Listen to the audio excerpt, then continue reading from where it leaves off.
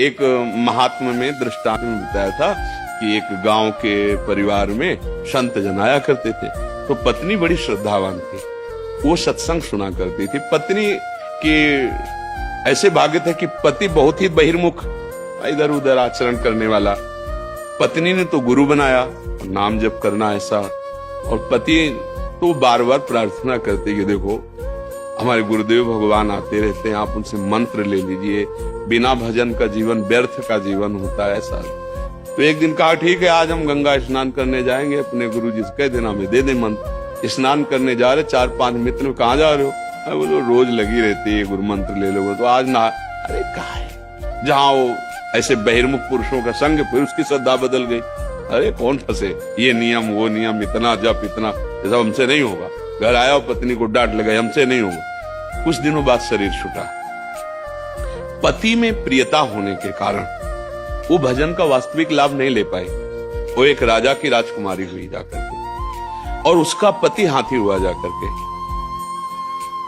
अब वो पशु देह में जब वो राजकुमारी को देखता तब उसको समझ, ये मेरी पत्नी है। उसको पत्नी के भजन के प्रभाव से संबंध का बहुत बड़ा लाभ मिलता है।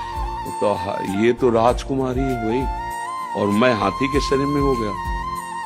अब जैसे जैसे नौ किशोर अवस्था हुई, अब वो राजकुमारी का स्वयंवर, तो हाथी ने भोजन छोड़ दिया, खाना पीना छोड़, क्योंकि उसको पता यार इतना हमें प्रेम करने वाली पत्नी अब दूसरा कोई वरण करेगा। राजा के बहुत वैद्य जो पशु सेवा चिकित्सा वाले थे, उन्होंने बताया बचेगा नहीं, कुछ खा पी नहीं रहा, ऐसा है।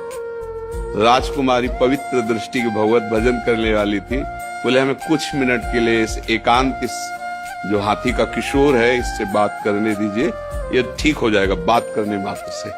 नजदीक गई और कहा भगवत कृपा से, गुरु कृपा से तुम्हारे लिए ही हमारा जन्म हुआ है, क्योंकि तुम भजन नहीं किए। देखो तुम हाथी बने ना, हम किसी और के गले में माला नहीं डालेंगे, आपके ही गले में डालेंगे। पर अब आप जो गुरु मंत्र हमें मिला था वो हम आपको दे रहे हैं। अब चुपचाप जो मंत्र आपको हम सुनाई दे रहे हैं उसका आप जैसे बने तैसे चिंतन करो और भोजन शुरू करो। हम इतना भजन करेंगे कि अब आपको भी ले जाएंगे भगवत धाम में।